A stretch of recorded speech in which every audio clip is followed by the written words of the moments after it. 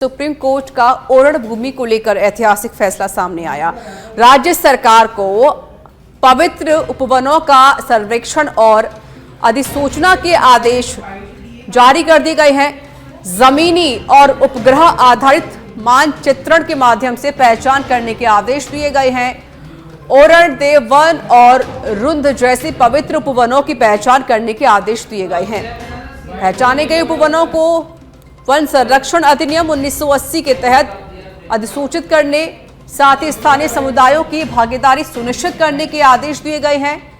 पवित्र उपवनों को वन्यजीव संरक्षण अधिनियम 1972 की धारा 36C के तहत सामुदायिक संरक्षण क्षेत्र घोषित करने के आदेश दिए गए हैं।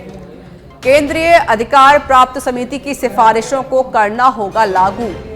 पर्यावरण, वन और जलवायु परिवर्तन मंत्रालय को राजस्थान सरकार के साथ 5 सदस्यीय समिति गठित करने के निर्देश दिए गए हैं। सेवानिवृत्त हाईकोर्ट जज की अध्यक्षता में वन विभाग के वरिष्ठ अधिकारी और विषय एक्सपर्ट्स होंगे शामिल। वहीं 10 जनवरी तक सुप्रीम कोर्ट के आदेशों की अनुपालन रिपोर्ट पेश करने के भी आदेश दिए गए हैं। तो सुप्रीम कोर्ट का ओरण भूमि को लेकर ऐतिहासिक फैसला सामने आया।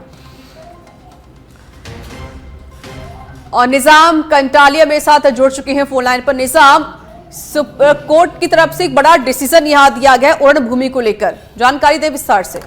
बिल्कुल, देखिए कि सुप्रीम कोर्ट ने राजस्थान के अंदर, पूरे प्रदेश के अंदर ओरण भूमि के साथ ही जो देव भूमि होती है और इसके साथ ही जो वन क्षेत्र होता है उसको लेकर एक बड़ा कह सकते हैं आदेश दिया है। इस आदेश में वैसे तो कई अलग अलग बिंदु हैं, लेकिन जो मुख्य बिंदु है वो यही है कि ओरण के साथ ही देव वन भूमि और पवित्र जो वन है उनको संरक्षण जो अधिनियम है 1980 उसके तहत संरक्षित किया जाएगा। इसके साथ ही अगर बात की जाए तो इन सभी के उपवनों, इन सभी तरह के जो तीनों तरह के वन हैं उनके वन का यानी यहाँ जंगल हैं जो उनकी पहचान करना होगा, उनकी जमीनों की पहचान करनी होगी, संरक्षण करना होगा और उसके बाद सरकार को अधिसूचना जारी करनी होगी। इस पूरी प्रक्रिया को अगर कहा जाए तो जनवरी के दूसरे सप्ताह तक पूरे करके सरकार को एक रिप्लाई पेश करना होगा कि वो क्या इस मामले में करेंगे। देखिए 3 जजों की बेंच का ये आदेश था जिसमें सरकार को ये भी कहा है कि जमीन और उपग्रह से दोनों तरह से मानचित्र के हिसाब से उनको उपग्रह के माध्यम से उनको पहचान करनी कि कौन कौन सी ओरण भूमि है, देव भूमि है और धूम जैसे जो वन है उनकी पहचान करने के बाद उनको अधिसूचित भी करना है। जो लोकल जो लोग हैं वहां पर, जो जंगलों में या कह सकते हैं उन भूमि पर जो रह रहे हैं उन लोगों का भी उसमें समावेश करते हुए उनके साथ लेकर जो है उसको सामुदायिक संरक्षण क्षेत्र घोषित करना है। इसके साथ ही जो केंद्रीय अधिकार प्राप्त समिति है उसकी सिफारिशों को लागू करने चाहिए।